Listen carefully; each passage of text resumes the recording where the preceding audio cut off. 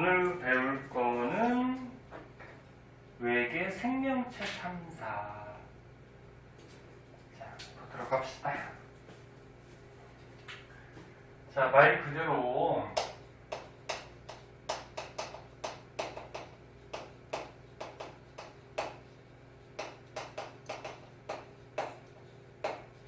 우주에 빛이 반사되니 생명체가 있는지 또는 생명체가 존재하려면 어떤 요소들이 필요한지 그런 것들에 대해서 배워요.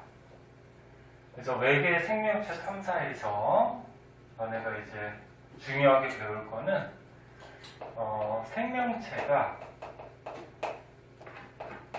존재할 수 있는 요인, 요소,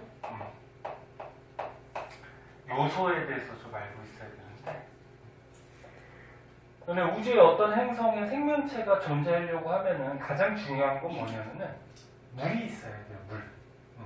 우리 지구 같이. 그래서 첫 번째 중요한 거, 물은 물인데 액체 상태여야 돼. 액체 상태에 물이 존재하면은 생명체들이 이제 존재하고 진화할 수 있는 여건이 되거든. 그럼 물이 왜 있어야 되냐면은 여기 책에도 나와 있는데 중학교 때 한번 배웠는데 물은 비열이 되게 커요. 비열이 크다라는 게 어떤 뜻이 있죠? 비열이 크다라는 게 온도가 잘 안 변한다. 맞아. 온도가 잘 안 변한다. 온도가 잘 안 변한다는 거는 열을 많이 품고 있어서 그 열 에너지 변화량이 적다라는 얘기야. 잘 안 변한다. 그래서 비열이 커서 많은 양의 열을 저장할 수가 있어요. 그러면 열 에너지가 많으면은 이 열 에너지를 가지고 그 물 속에서 어떤 화학 반응 같은 것을 일으킬 수가 있어. 보통 온도가 높아야지 반응 같은 것들이 잘 일어나거든. 그래서 비열이 커서 많은 양의 열을 저장하고 있기 때문에 이 물 속에서 화학 반응을 해가지고 여기에서 이제 세포나 생명체들이 태어날 수가 있어요. 너네 세포 안에 물질이나 생명체 물질들도 전부 다 이제 화학 원소들이 결합하고 있는 거거든. 그래서 화학 반응을 해야지 생명체가 탄생해. 그리고 물이 액체 상태일 때는 물은 여러 가지 물질을 녹일 수가 있어요. 녹이는 현상을 용해라 그러죠. 그래서 여러 가지 물질들을 녹여가지고 화학 반응하는데 이용할 수가 있어요. 자, 그래서 첫 번째 생명체가 존재할 수 있는 요소 중에 액체 상태에 물이 있어야 합니다. 이게 왜 이래? 왜 이게 꺼지냐? 됐어요.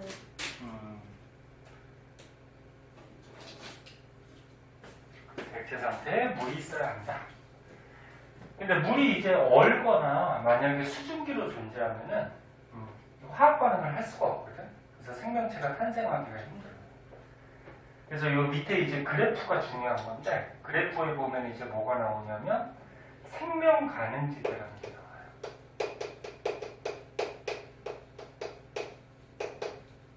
그러니까 생명체가 존재할 수 있는 지대.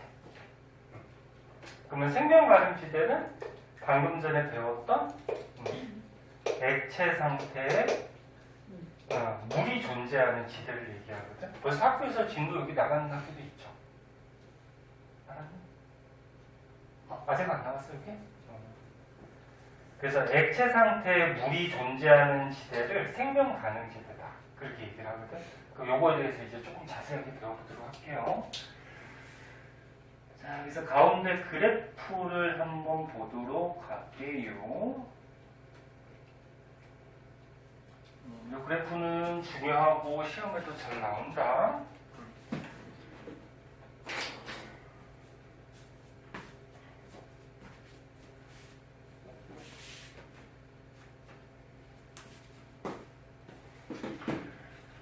자, 그래프 볼 때는 항상 X축하고 Y축을 잘 보셔야 되는데요. 지금 X축에 뭐가 나와 있니? 인지. 공전궤도 반지. 공전이 뭔지는 알죠? 어떤 별 주위를 행성이 이렇게 돌고 있을 때 그걸 공전이라고 하죠. 그러니까 여기에 예를 들어서 뭐 태양같이 우주에 어떤 별이 있어. 그럼 그 주위에 행성들이 있을 때 행성들이 요 별 주위, 중심별 주위를 이렇게 돌고 있지. 요걸 이제 공전이라고 그러죠. 그럼 공전궤도 반지름은 지구라 그러면은 여기 별에서 지구까지 얘가 이렇게 뺑글 돌고 있을 때 요 반지름 요거 얘기하는 거지. 그럼 우리 태양계에서는 지구하고 예를 들어서 목성이 있으면 누가 공전궤도 반지름이 더 긴 거야? 목성이 더 긴 거지? 자, 그래서 X축은 지금 공전궤도 반지름이 나와 있고 Y축은 뭐가 나와 있니? 별의 질량. 그래서 여기에 보니까 지금 별의 질량이 작은 것부터 큰 것까지 이렇게 지금 표시가 돼 있어요. 그리고 일반적으로 별의 질량이 크면은 질량이 크다라는 거는 요 별 안에 이제 수소 헬륨 같은 원소들이 더 많다라는 얘기죠. 그러면 수소 헬륨이 많으면 수소 핵융합 반응을 더 많이 하겠죠. 활발하게. 그럼 나오는 에너지, 광도. 그 광도라 그래서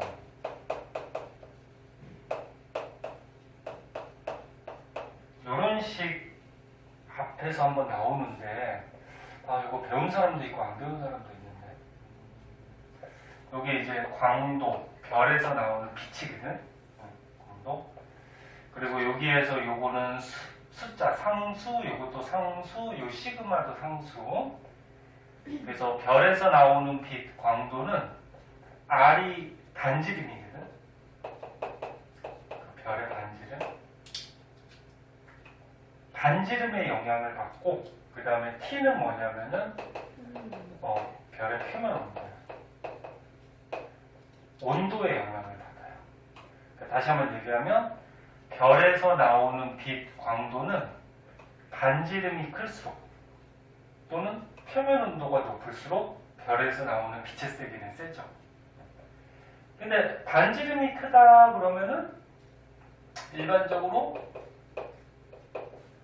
별의 질량이 크면 이런 별같이 별의 질량이 크면 그 안에 원소들이 많으니까 반지름도 커지겠죠. 그래서 다시 한번 얘기하면 별의 질량이 크면 클수록 반지름도 일반적으로 크고 반지름도 크다 보니까 별에서 나오는 빛의 세기 광도도 더 세지게 돼 있어요. 일반적으로.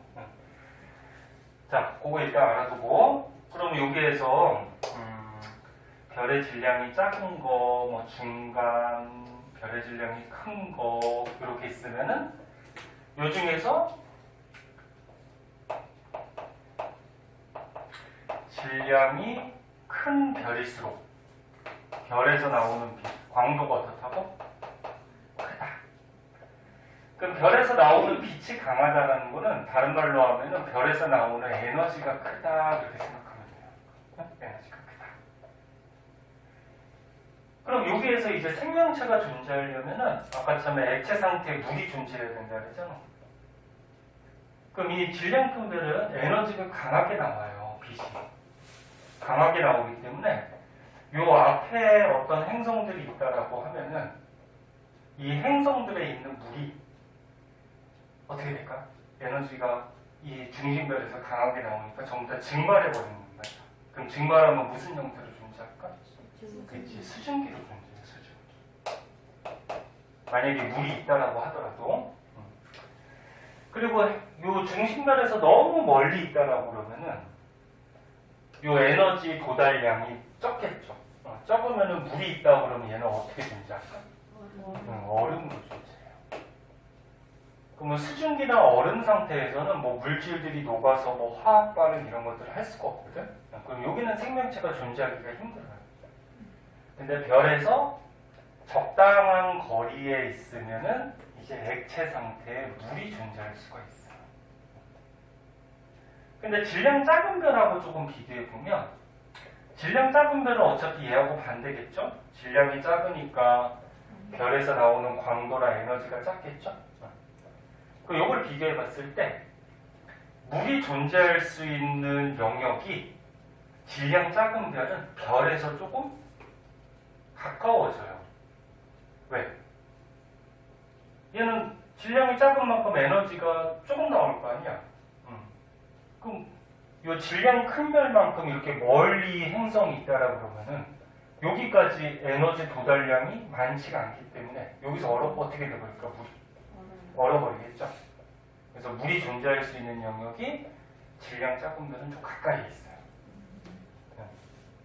그럼 뭐 중간 정도 질량을 갖는 별들은 물이 존재할 수 있는 영역이 한 중간 정도가 이렇게 되겠지, 그치? 여기까지 했니? 그리고 또 물이 존재할 수 있는 폭을 보면은 질량 큰 별은 왜 이렇게 광고 같으냐?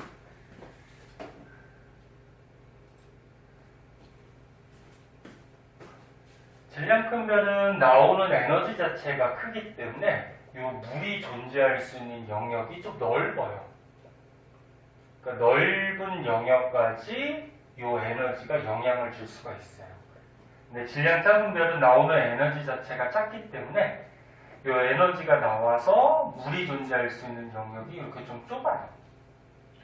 그래서 요거를 이제 이렇게 그래프 비슷하게 이렇게 표시를 해주면 이런 식으로 지금 물이 존재할 수 있는 생명 가능지대를 표시해 주거든. 여기가 생명 가능지대.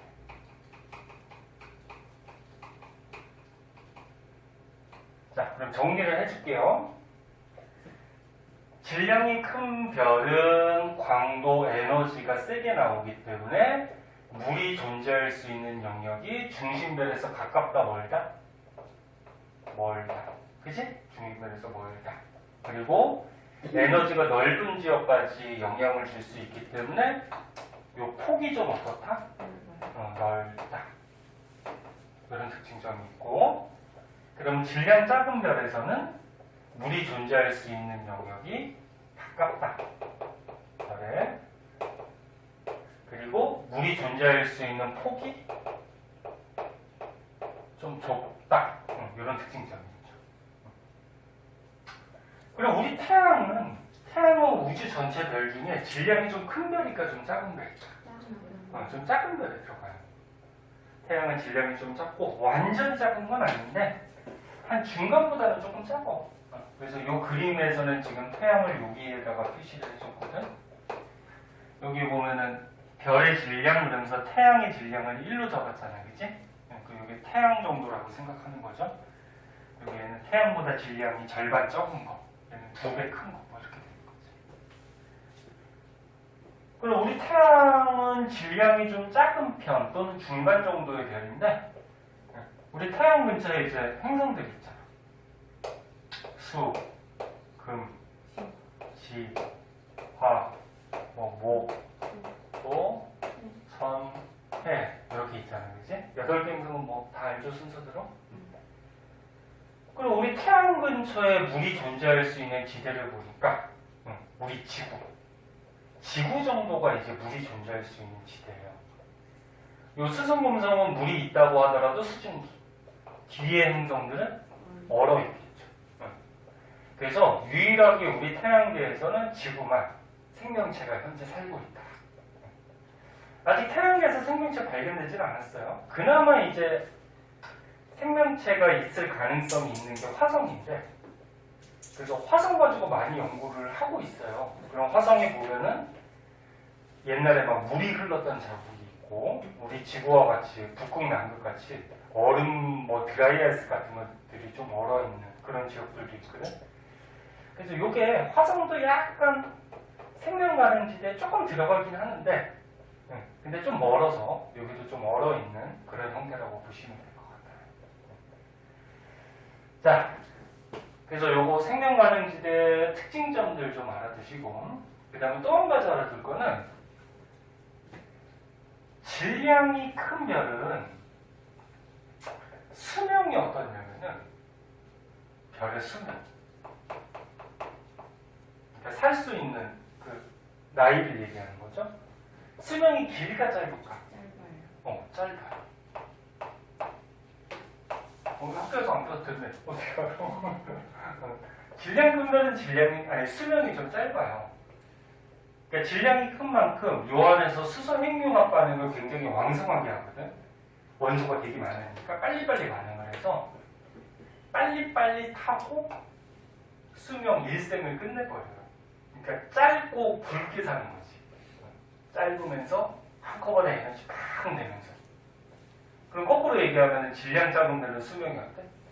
길어요. 얘는 천천히 핵융합 반응을 해요. 이것도 좀 알아두고. 그러면 이 질량 큰 별 같은 경우에는 수명이 짧기 때문에 조금 이따 밑에 나오겠지만 수명이 짧기 때문에 여기 어떤 행성에서 생명체가 탄생한다고 하더라도 생명체가 진화할 수 있는 시간 자체가 너무 짧아요. 그래서 고등한 생물들이 존재할 수 있는 가능성은 떨어져요. 생명체가 일단 탄생을 하고 자꾸 이제 고등한 생물로 진화할 거 아니야. 그래서 우리 지구도 어떻게 됐어? 옛날에 성칸브리아 시대부터 해가지고 현재까지 해서 생물들이 자꾸 진화해 왔죠. 얘는 수명이 짧아서 진화의 시간이 좀 모자르다. 그러면 질량 짧은 별은 수명이 길다 그랬죠. 수명이 길면 어때? 생명체가 진화할 시간은 넉넉하지. 하지만 에너지 자체가 너무 좀 약하기 때문에 얘네들이 생명체가 뭐 화학 반응할 수 있는 충분한 에너지 공급이 안 돼요. 그래서 또 오히려 또 생명체가 존재하기가 또 힘든 경우가 있어요. 그래서 결론적으로 우주에서 질량이 적당해야지 에너지도 적당량이 오고 그 다음에 별의 수명도 적당하기 때문에 생명체가 진화할 가능성이 높은 거야. 그래서 우리 태양계, 지구 정도가 이런 조건에 부합한다. 그런 내용이죠. 됐죠? 무슨 말인지 알죠? 응. 자, 그래서 이런 것들 파악할 줄 아시면 되고요. 그 다음에 이제 밑으로 한번 가볼게요.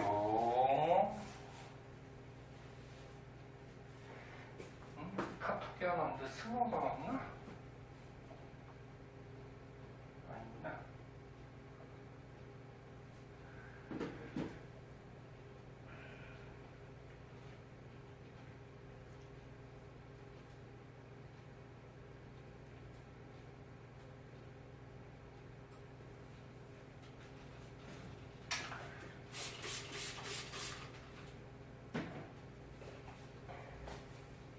승호는 왜 연락도 없고 안 오지? 또. 전화 봐요. 네? 전화 봐요. 그치, 그런 거 같지. 옛날엔 잘 나왔는데 승호가 맨날 먼저 나오고 그랬었는데 진짜 게을러진 것 같아요. 그냥. 자, 그 다 설명한 거야. 자, 생명 가능지대에 있는 행성들은 물이 액체 상태로 존재해야 되고, 그 다음에 그 행성의 중심별, 태양 같은 중심별의 질량은 어때야 돼? 적당해야 돼. 너무 크거나 너무 작으면 안 돼. 그리고 왜 적당해야 되느냐? 질량이 매우 큰 경우는 별의 수명이 어때? 짧아서 생명체가 탄생하더라도 진화할 시간이 부족하다라고 얘기했죠. 그 다음에 별의 질량이 너무 작으면 수명은 길죠. 근데 수명은 길어서 아까처럼 에너지 공급이 수명은 길지만 에너지 공급이 충분하지 못하다. 충분하지 못해요. 그러니까 에너지 자체가 좀 약하기 때문에 에너지 공급이 충분하지 못하고 또 한 가지 이런 게 있어요. 생명 반응 지대가 중심별에 너무 가까워. 예. 질량 작은 별에 물이 존재하는 행성은 이 중심별에 너무 가까워. 가깝다 보면은 이 별이 끌어당기는 중력이 어떨까? 그죠? 이 별들은 너네 그 수소 헬륨을 비롯해서 원소들, 물질들이 많이 있기 때문에 중력이 되게 센 거지. 근데 얘는 너무 가까워. 가깝다 보니까 별이 끌어당기는 중력이 너무 세요. 그럼 어떤 현상이 생기냐면은 이 행성에 자전주기하고 공전주기가 같아지는 경우가 생깁니다. 이거는 좀 이해를 해야 되는데, 자전은 행성이 스스로 한 바퀴 도는 거죠. 우리 지구는 하루에 한 바퀴 돌고, 공전은 어떤 별 주위, 중심별 주위를 이렇게 돌고 있는 거지. 근데 만약에 너네 쪽이 별이라고 해봐, 중심별. 여기 행성이 있어. 근데 질량 작은 별 주위에 있는 행성은 너무 가까우니까 너네 별에서 끌어당기는 중력을 세게 받죠.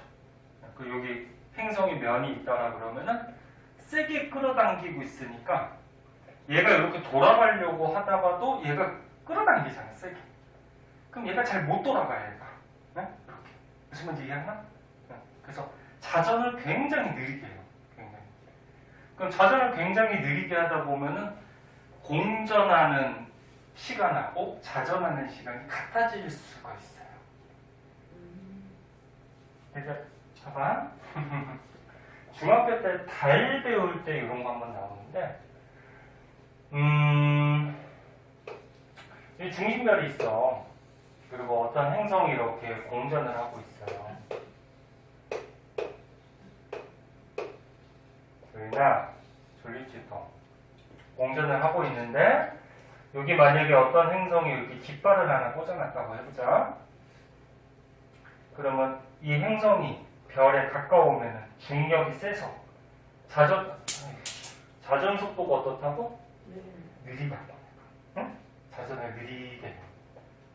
그러다 보면 공전하는 속도하고 같아져 버리면, 비슷해져 버리면 어떤 현상이 생기나 보자.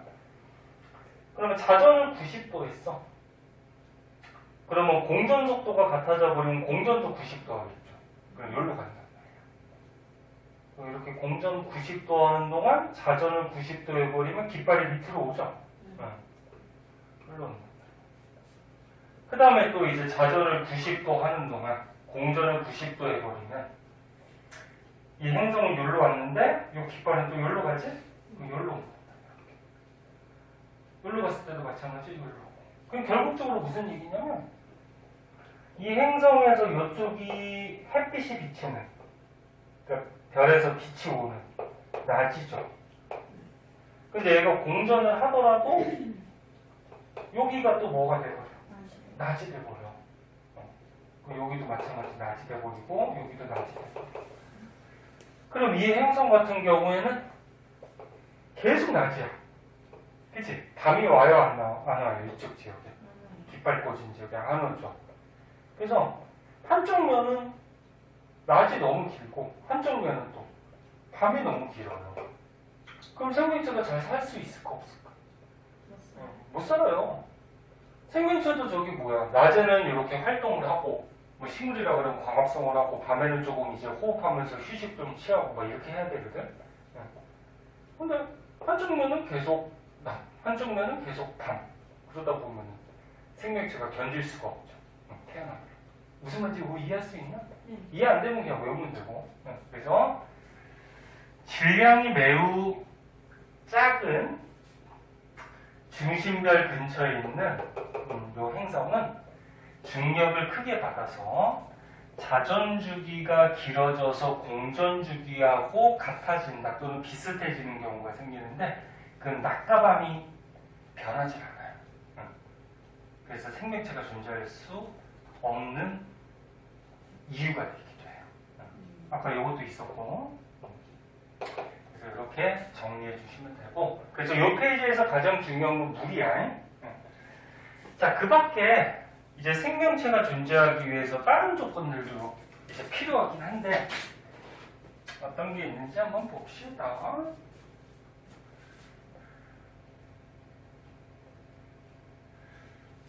대기가 있는 게 좋을까 없는 게 좋을까? 대기가 있는 게 좋아요. 그러니까 너네 생명체가 존재할 수 있는 조건은 우리 지구를 생각하면 돼. 지구에 대기 있죠. 지구를 생각하면 되는 거고, 그러니까 지구는 그 생명체가 존재할 수 있는 조건에 딱 부합하기 때문에 생명체들이 지금 살고 있고 고동한 생물들도 있잖아. 도희나 많이 졸려? 물 한 잔 먹고든지 소주 가져서 먹어. 사탕 다 먹었나 모르겠다. 꺼내놔야 되나?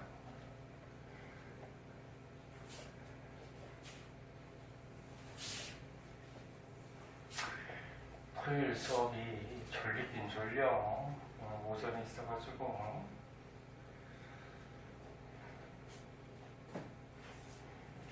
선생님도 평일 같으면 지금 자고 있는 시간인데 선생님은 새벽에 자니까 늦게 자니까 학원 수업 끝나고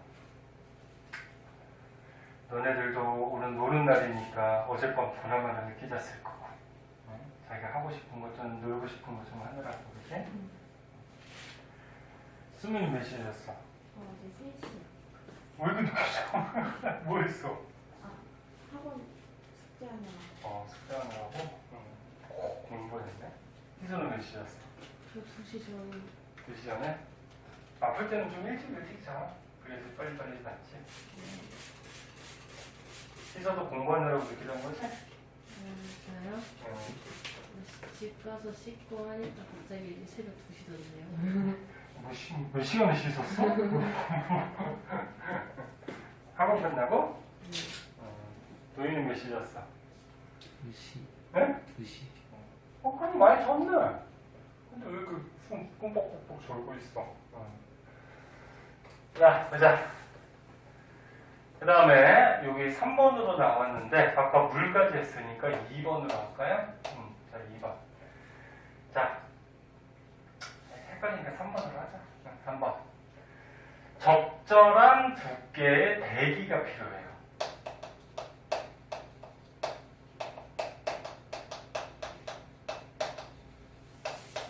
그러니까 어떤 행성 주위에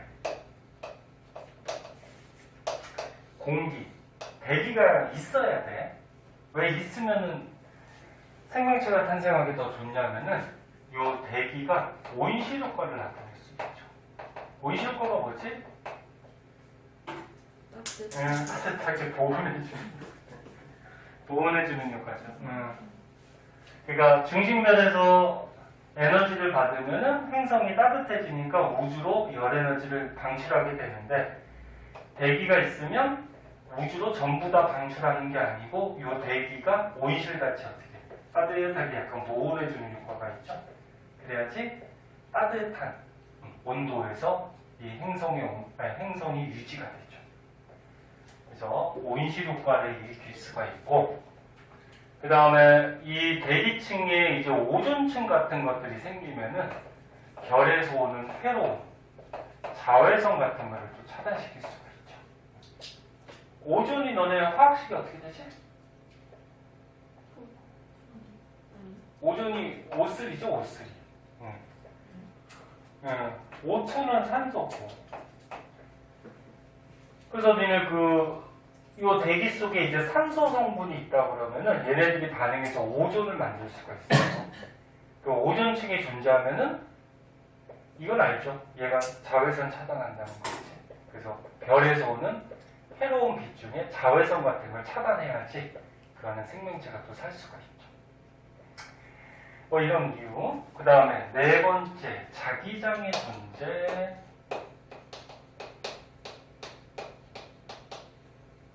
지구도 자기장이 있죠? 네. 너네 지구에서 북쪽이 무슨 급 끼고 있죠? S. S급. 남쪽은 N급. 이거 지구가 1학기 때 한번 나왔었잖아. 지구에 이런 자기장은 왜 생기지? N급이 자기장이 나오고 S는 어떻게 돼? 들어가고 이런 자기장이 이렇게 형성이 돼 있잖아. 또 별에서 나오는 압력 때문에 뒤에는 자기장이 쭉 뻗쳐 있어요. 이렇게. 이 자기장이 왜 생기지? 기억 안 나요? 지구 안에 핵 중에 외핵 있잖아. 외핵이 액체로 돼 있잖아. 그치? 그 외핵 액체가 움직이기 있기 때문에 이 자기장이 생긴다고 했어. 혹시 기억나? 그래서 핵이 철과 니켈로 된 금속인데 금속 성분이 액체로 돼 있어서 움직여 다니면 그 주위에 이렇게 자기장, 자석같이 자기장이 형성이 돼요. 자세한 거는 이제 물리 배우는 사람은 물리에서 한번 나오고 그때 가서 한번 하면 되고요. 자, 그럼 자기장이 있으면 어떤 게 좋으냐면은 이 별에서 오는 고에너지 입자라 그래서 별에서 오는 에너지가 큰 입자, 무슨 플러스 뛰는 입자, 마이너스 뛰는 입자가 태양에서 이제 또는 별에서 핵융합 반응하는 과정에서 막 우주로 이렇게 방출이 되거든. 근데 그 에너지 큰 입자들이 눈에는 안 보이지만 그대로 행성으로 들어와 버리면 생명체가 맞으면 생명체가 위험하겠죠. 근데 이 자기장이 그 고에너지 입자를 막아서 지구 안으로 못 들어오게 만들어줘요. 만약에 지구 같은 경우에 자기장이 이렇게 가니까 그 고에너지 입자들이 막혀서 북쪽으로 가겠죠. 북쪽 하늘로 가서 북쪽 상공에서 이렇게 공기하고 마찰 때문에 타는 게 이제 오로라. 오로라. 그래서 오로라는 이 북쪽 하늘에서만 볼 수 있어요. 고에너지 입자가 이렇게 와서 자기장 따라서 일로 가거든. 그래서 여기서만 오로라 볼 수 있죠. 남쪽은 못 봐요, 오로라. 자, 그래서 책이 뭐 다 써있긴 한데 어디 갔어? 우주에서 날아오는 우주선. 우리가 타고 다니는 우주선 아니야 이거. 우주에서는 빛 또는 고에너지 입자를 차단해준다. 그래서 자기장도 있는 게 좋고, 그다음 위성. 위성도 있는 게 좋아요. 위성은 뭐니? 니네 별을 다른 말로 항성이라고 얘기하고, 별 주위를 이렇게 돌고 있는 천체들을 뭐라 그래? 행성이라고 얘기하고, 그럼 위성은? 그치, 행성을 이렇게 돌고 있는 거죠. 행성을 돌고 있는 걸 위성이라고 했죠. 대표적으로 뭐 여기 지구라 그러면 지구 주위에 달 같은 거, 그치? 인공위성은 인공적으로 만들어서 돌리는 거죠. 그럼 이 위성이 있으면 왜 좋냐면은,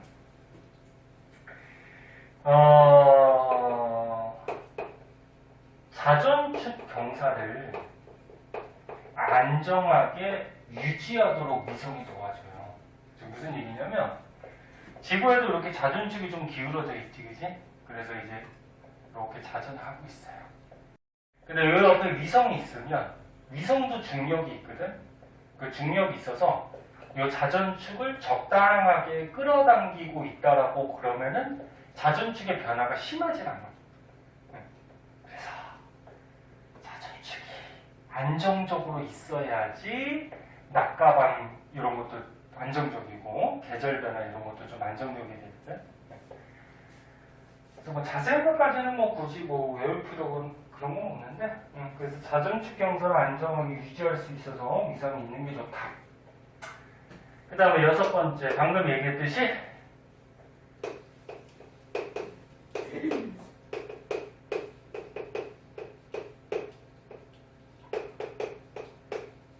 자전축 경사가 좀 적당히 해야 돼. 만약에 자전축이 이렇게 수직이라고 하면은 여기 뭐 중심별이 있어. 내가 이렇게 공전을 할 때 이 가운데 부분은 햇빛이 많이 들어오니까 더운데 이쪽으로 가도 어떻게 돼? 가운데 부분에 햇빛이 많이 들어가죠?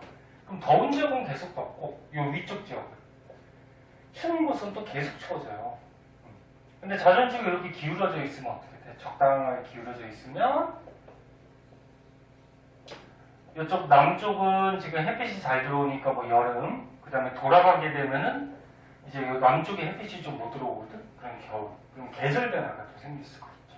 그래서 적당한 자전축 경사가 있어야지 계절 변화 같은 게 생겨서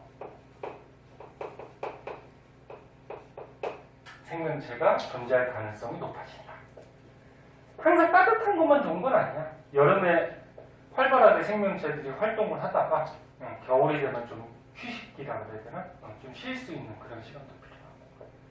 자, 정리해보자. 서술형 같은 것도 나올 수 있어요. 자, 생명체가 존재할 수 있는 요건, 요소는 첫 번째, 액체 상태의 뭐? 물. 첫 번째, 액체 상태, 물이 있어야 되고, 두 번째, 적당한 질량을 갖는, 적당한 질량을 갖는 중심벽이 있어야 되고, 너무 크거나 너무 작으면 아까 존재하기 힘들다 했죠? 그리고 대기도 있는 게 좋고, 자기장도 있는 게 좋고, 위성도 있는 게 좋고, 자존축 경사가 적당하면 좋고, 이런 요소들을 다 갖춘 게 지구. 그래서 지구에 생명체가 있더라. 뭐 그런 거죠. 이렇게 알아두시면 될 것 같고요.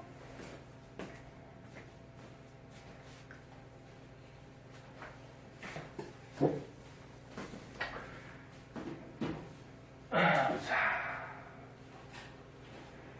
오른쪽 페이지는 뭐 HR도 가지고 뭐 이렇게 좀 해준 건데, 이거는 뭐 앞에서 배운 HR도 그걸로 한번 보면 되니까, 이거는 넘어가고요. 네, 참고 이건 한번 읽어보시면 되고. 희서가 HR도 배웠었나? 아니요. 아, 공통범위부터 먼저 한다 해서 넘어갔었지, 그치? 그래. 해야 될 것 같아. 그래요. 자, 뒷장에 272쪽을 한번 꺼내보세요. 자, 272쪽은, 그렇게 중요한 거 없고 읽을 거리라고 생각하면 되거든? 그러니까, 외계 생명체를 탐사할 때, 태양계 내에 생명체가 혹시 있는지 탐사하는 뭐 옛날에 과학자들이 연구한 방법들이 소개가 되고 있어요. 그 다음에 태양계 밖의 생명체를 탐사할 때 뭐 전파 만원경, 뭐 우주 만원경 뭐 이런 걸 이용해서 탐사를 하더라. 그냥 한번 읽어보시면 되고, 여기는 뭐 그렇게 중요한 게 없어. 그냥 한번 과학책 읽듯이 한번 쭉 읽어보시면 되고, 맨 밑에 있는 확대경만 한번 볼까요? 확대경? 자, 확대경.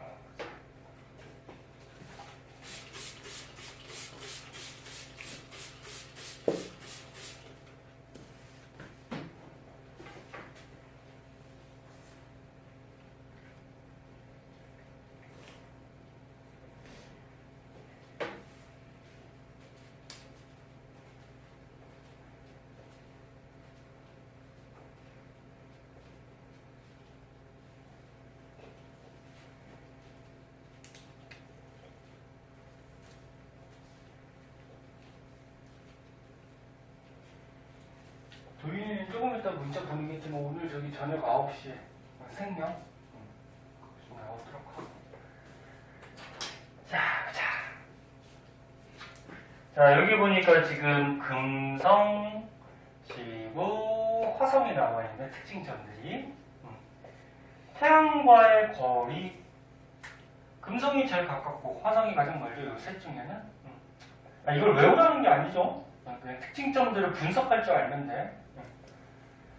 그리고 반지름을 보니까 반지름이 뭐 크기죠. 금성은 일단 지구하고 크기가 비슷하네. 근데 좀 특이한 것들을 보자. 자전주기가 어때?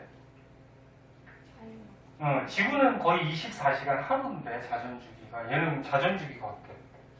굉장히 길죠. 그러니까 자전 스스로 한 바퀴 도는데 243일 정도 걸린대. 이거 왜 그럴까?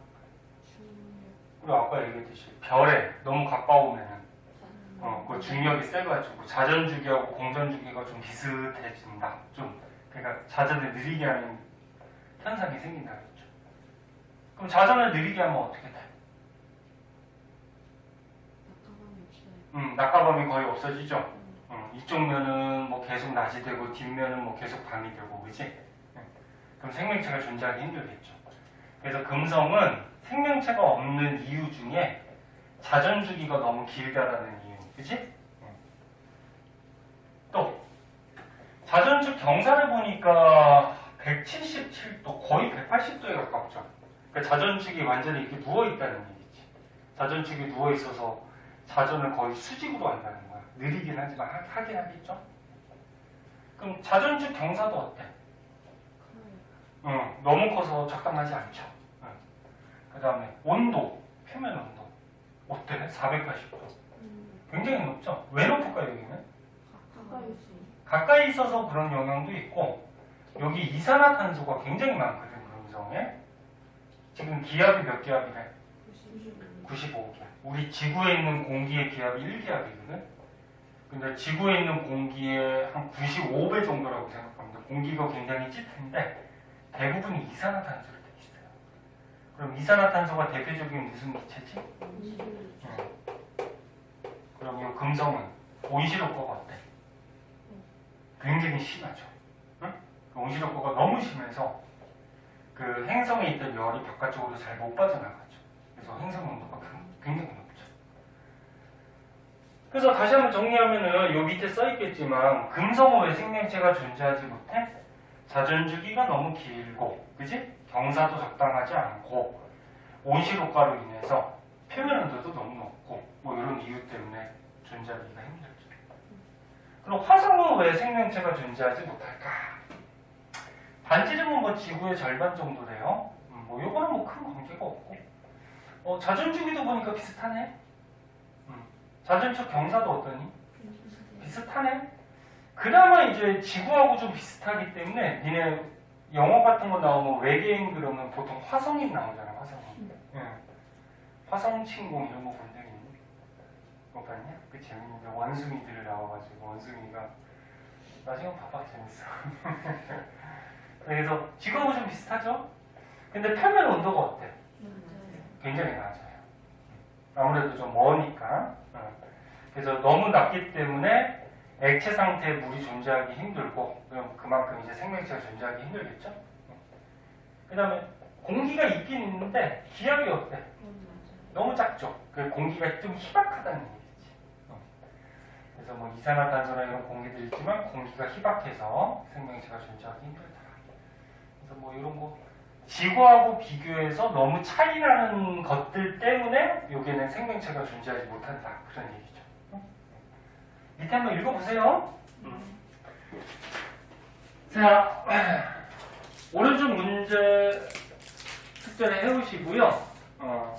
초단원 끝나서 뒤에 있는 문제들까지 해서 몇 초까지 해야 되니? 그래서 279인데 이제 중단원이 끝났네? 중단원이 끝났는데 저기 뭐야, 요 앞에 시험 본 사람도 있고 시험 안 봐가지고 지금 넘어간 사람도 있죠. 자기가 배운 것만 좀 숙제를 해오세요. 보면 알지? 그래서 이게 단원이 끝나면 숙제가 많으니까 미리미리 배운 것은 해오도록 하시고요. 문제 풀다 보면 선생님이 수업 시간에 좀 다루지 않았던 것들이 나올 수도 있어요. 그런 것들은 모르겠으면 선생님한테 꼭 질문해야 돼. 그리고 문제 풀어오시고. 자, 넘어가서 우리 292쪽 한번 해볼까?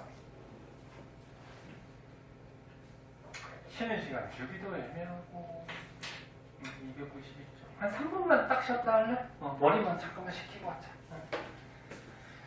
잠깐만 뭐 화장실 갔다 오세요. 갔다 오고. 자, 외부분을 한번 볼게요. 자,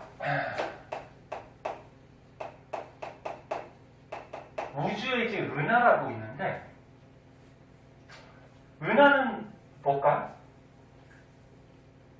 태양과 같은 별들이 잔뜩 묶여있는 큰 덩어리를 은하라고 그러죠. 그러니까 우리 태양계에는 별이 하나밖에 없지. 태양밖에 없어요, 별이. 근데 이 태양 같은 별들이 무수히 많게 이렇게 몰려있는 큰 덩어리를 은하라고 그러죠. 은하. 그 은하는 굉장히 큰 거고, 그럼 우리 태양계가 들어있는 은하가 우리 은하. 중학교 때 한번 나오는데 우리 은하는 뭐 옆에서 보면은 뭐 이렇게 원반 모양이고, 그 중에 우리 태양계가 여기 약간 가장자리 중에 우리 태양계가 있고, 그러니까 요 안에 태양이 들어있죠. 근데 이 은하는 이게 전부 다 별이죠. 이게. 태양 같은 별들. 우리나라를 뭐 위에서 이렇게 쳐다보면 가운데 부분이 별들이 빼곡하게 몰려 있고, 요 겉에 부분은 별들이 엉성하게 이렇게 휘어져 있는 이런 모습으로 되어 있고, 이런 거 혹시 기억나니? 여기 우리 은하의 모습이죠. 옆에서 보면 원반 모양. 참고삼아 알아두고, 위에서 보면은 이렇게 나선같이 휘어져 있는데 가운데 은하핵이 약간 막대같이 길다 그래서 요거를 막대 나선 은하 이렇게 얘기하죠. 여기 우리 은하. 자, 그럼 우주에 은하들을 옛날에 이제 과학자들이 조사를 했어요. 뭐 대표적으로 이제 허블이라는 과학자가 나오는데, 허블이 만원경 발명했죠. 만원경 발명하면서 뭐 우주에 있는 뭐 천체들, 뭐 은하들 이런 것들을 좀 관찰을 많이 했대요. 근데 허블뿐만이 아니고 뭐 다른 과학자들에 의해서 관찰이 많이 됐는데, 그 중에서 이제 허블이 우주에 있는 은하를 특징점에 따라서 좀 분류를 했어요. 허블이라는 과학자가. 일단 우주에 있는 은하 중에 가장 많은 은하는 나선 은하예요. 나선 은하. 나선이 뭐지? 이렇게 휘어져 있는 걸 나선이다 그렇게 얘기하거든. 그래서 나선 모양을 갖는 나선 은하들이 우주에 가장 많아. 거의 한 70%. 근데 나선 은하도 두 가지로 나눠요. 정상 나선 은하라는 은하가 있고, 그 다음에 막대 나선 은하라고 있어요. 그러면 정상 나선 은하는 뭐냐면은 가운데 은하의 핵이, 그러니까 여기 그러니까 여기 가운데를 은하 핵이라고 하고, 이 옆에는 이렇게 나선같이 휘어져 있다 그래서 여기는 나선팔 이렇게 얘기하거든. 나선팔. 여기서는 가운데 여기가 은하핵, 여기 나선팔. 네? 근데 정상 나선 은하는 은하핵이 거의 동그랗고요. 주위에 이렇게 나선팔들, 별들이 등선등등 이렇게 존재하는 거, 이런 게 정상 나선 은하. 그 막대 나선 은하는 은하핵이 좀 길쭉해요. 이렇게 막대같이. 그리고 나선 형태로 별들이 있어요. 그럼 정상 나선 은하하고 막대 나선 은하는 뭐 가지고 구별할 수 있니? 얘네 두 가지는 은하핵의 모양을 가지고 구별할 수가 있죠. 그러니까 은하핵의 모양이 동그라면은 정상, 이렇게 약간 길쭉하면은 막대. 네? 나올 수가 있고. 이게 가장 많아요, 우주에. 그 다음에 이제 타원 은하가 그 다음 많은데, 타원 은하가 우주의 한 30% 정도. 타원 은하는 은하가 원 모양이거나 약간 이렇게 길쭉한 타원이거나, 이런 게 이제 타원 은하죠. 근데 이 은하에는 선생님이 나선팔을 그렸어요, 안 그렸어요? 안 그렸죠. 그래서 타원 은하는 이 겉에 별들이 뭐 나선 모양으로 이렇게 존재하지 않아요. 그냥 중심에만 뭐 동그랗게 또는 길쭉하게 이렇게 타원 모양으로 존재하는 게 타원 은하예요. 그럼 나선 은하하고 타원 은하는 어떻게 구별할래? 구분하는 기준이? 나선팔이 인명이냐, 그치? 나선팔의 유무에 따라서 나눌 수가 있겠죠. 그래서 나선 은하는 나선팔이 있고, 타원 은하는 나선팔이 없고. 그 다음에 이제 어떤 모양이 없는 은하가 있어요. 그런 걸 이제 불규칙 은하라고 하죠.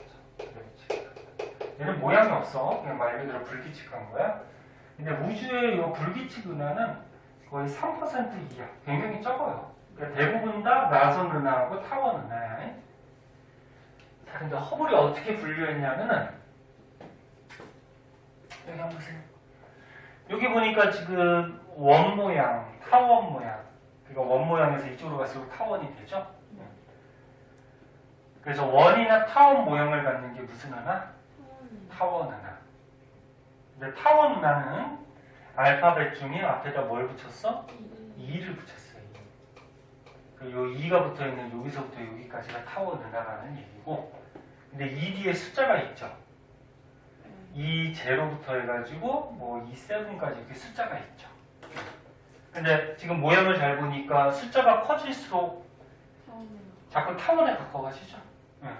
그래서 은하의 모양에 따라서 타원 은하는 타원 은하인데 자꾸 타원에 가까워질수록 그렇게 납작해질수록 숫자를 크게 매기는 거야.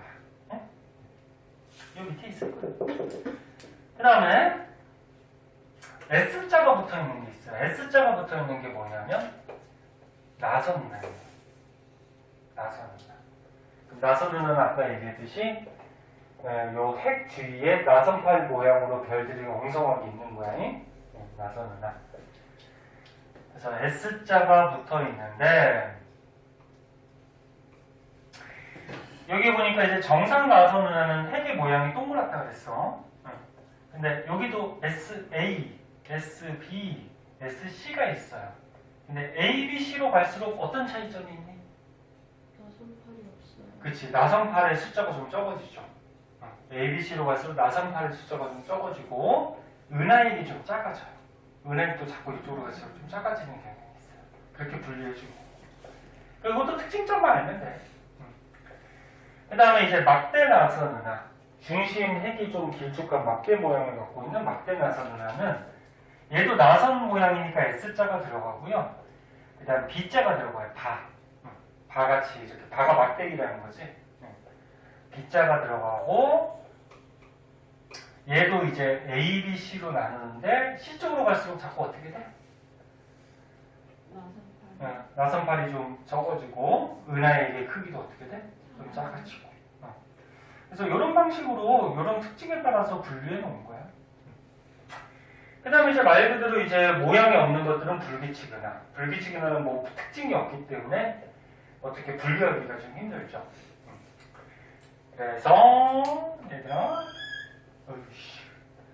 그래서 E자가 붙으면 타원 은하, 숫자가 커질수록 타원에 가깝고 S자가 붙으면 나선 은하, 그 중에서 A, B, C로 갈수록 나선팔이나 은하액이 좀 적어지고 그 다음에 S 다음에 B가 붙으면 막대 나선 은하 이렇게 분류하는 거다. 그러면서 밑에 이제 좀 더 특이한 특징점들이 나오는데 니네 그 별들이 모여있는 집단을 성단이라고 들어봤니? 성단? 성단. 그래서 중학교 때도 한번 나오는데 성단, 별들의 집단을 크게 구상성단하고 상계성단으로 나누죠. 구상성단은 뭐야?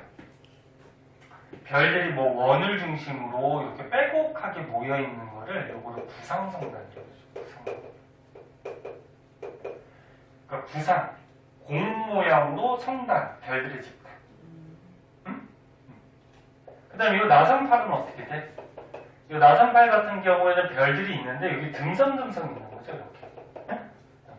등성등성 모여있는 거를 상계성단이라고 하죠, 상계성단. 그래서 우리 은하를 보면은 우리 은하의 핵은 구상성단으로 되어 있는 거고 나선팔은 뭘로 되어 있어? 상계성단으로 되어 있는 거야. 네? 근데 얘네들이 또 특징점이 있는데 여기다 써줄까? 여기다가 이제 참고삼아 좀 적어줄게요. 구상성단, 상계성단이 있는데 보통 구상성단은 원 모양으로 별들이 빼곡히 있기 때문에 보통 은하의 핵 부분이 이제 구상성단이야. 그럼 상계성단, 별들이 좀 듬성듬성 이렇게 모여 있는 거야. 응? 그래서 보통 어디? 나선 8 부분에 이제 상계성단으로 돼 있어요.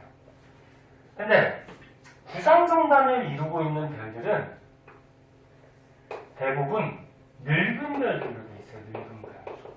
그러니까 별이 태어난 지 좀 오래된 별들. 그래서 온도가 좀 낮아. 온도가 낮으면은 광도가 좀 낮겠죠. 그 온도가 낮으면 색깔이 무슨 색깔로 보일까? 붉은색 쪽에 가깝죠. 푸른색은 온도가 높은 별이야. 그래서 구상성단은 보통 늙은 별, 온도가 낮은 별이라서 붉은색 계통의 별의 색깔이 띄고 있어요. 그럼 상계성단은 여기 있는 별들은 좀 젊은 별들이야. 그러니까 태어난 지 그렇게 오래되지 않는. 네? 그래서 온도가 좀 높아요. 핵융합 반응을 활발히 하기 때문에 그 온도가 높으니까 별의 색깔은 무슨 색에 가까울까? 푸른색에 가까워요.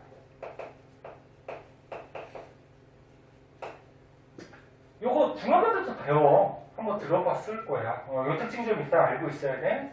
그러고서 이제 책을 한번 보자. 자.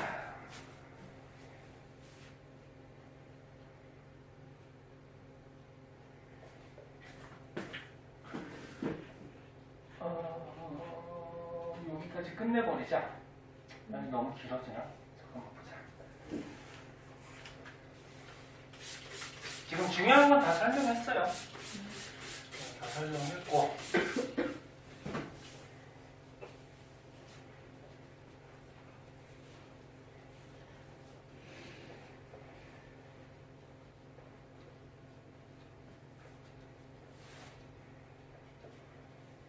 오늘 배우는 거는 뭐 크게 어려운 게 없어가지고 저번 시간 게 조금 어려웠고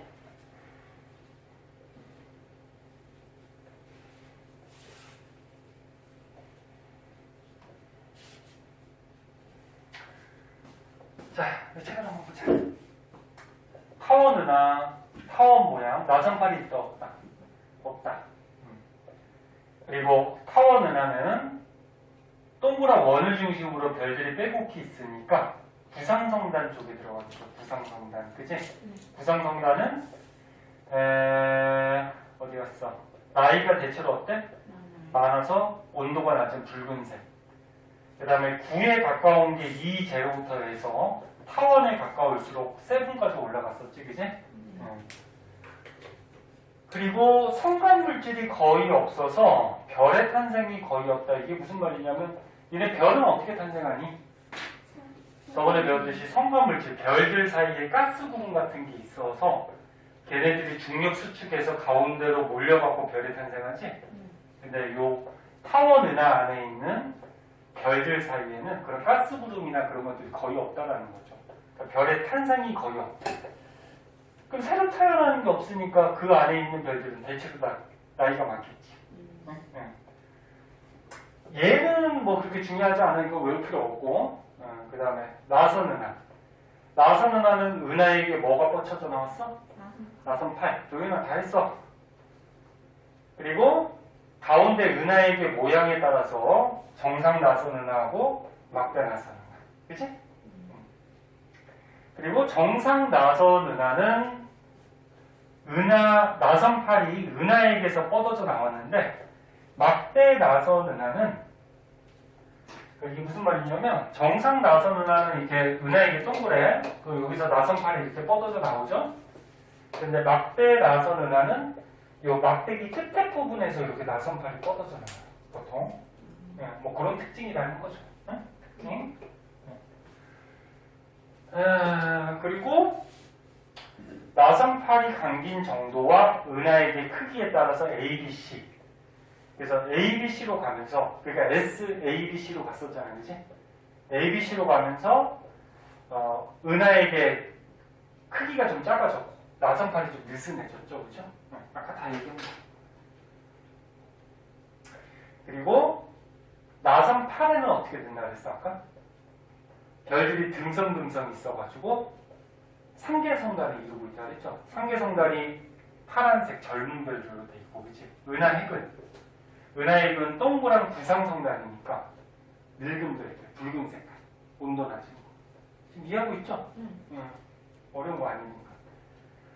자, 그 중에서 요것도 참고 삼아 알아두세요. 안드로메다 은하, 요거는 정상 나선 은하의 대표적인 거고, 요 정도는 좀 알아두세요. 안드로메다.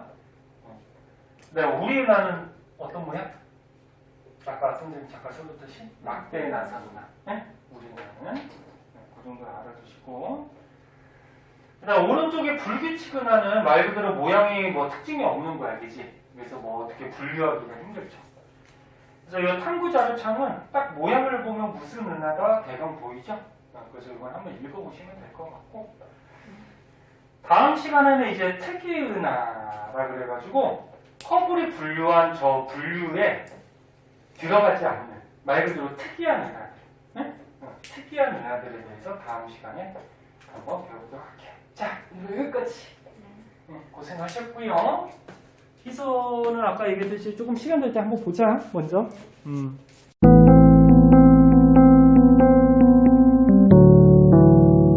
구독과 좋아요 꾹꾹.